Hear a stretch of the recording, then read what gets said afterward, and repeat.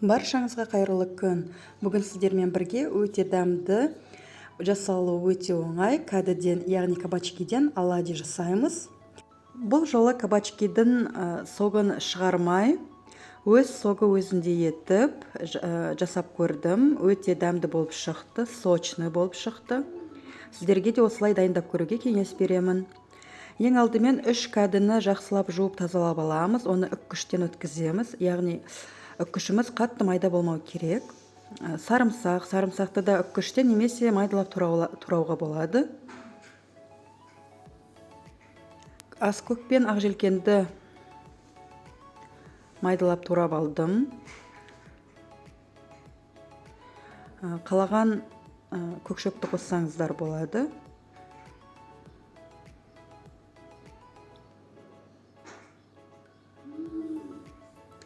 Шым-шым қантпен дәміне қарай тұз қосасыздар. Және 2 жұмыртқа.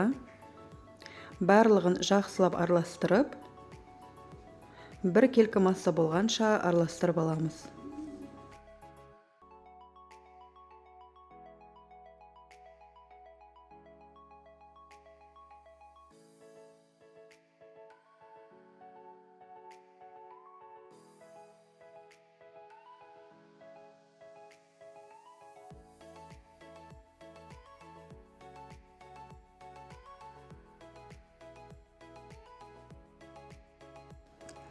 Ұнды қосып, тағы да 1 келкі масса болғанша жақсылап араластырамыз.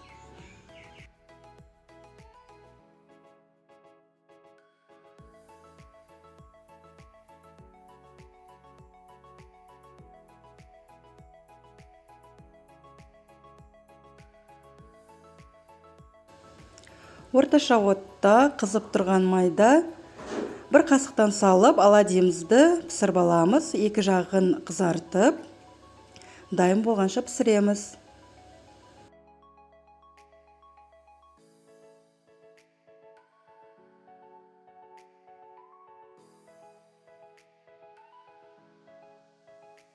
Дайын болған оладьилерді қағаз майлыққа кішкене майын сорғытып қойып қоямыз. Оладьиді қаймақпен ұсынсаңыздар болады. Өте жеңіл, жасалу өте оңай. Балаларыңызға жасап беруге кеңес беремін.